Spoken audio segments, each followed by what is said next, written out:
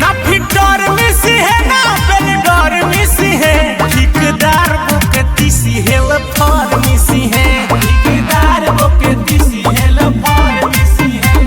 लगा के वो भट्टारी रात भर मिसी है, ठेकेदार बुके तीसी हेल फर मिसी है, ठेकेदार बुके तीसी हेल फर मिसी है।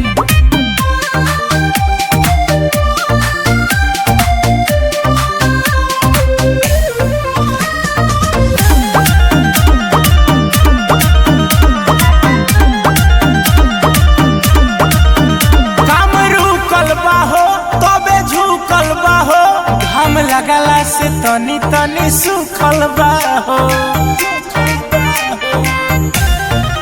तो ये चैत में दोसर ना काम बाटे हो, असोई है करे के पलान बाटे हो,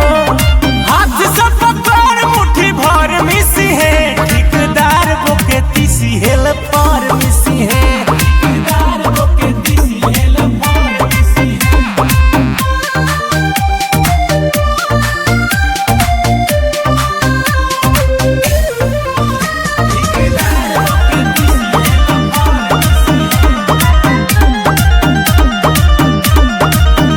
जब धाइल जाई दोनों फाइल जाई,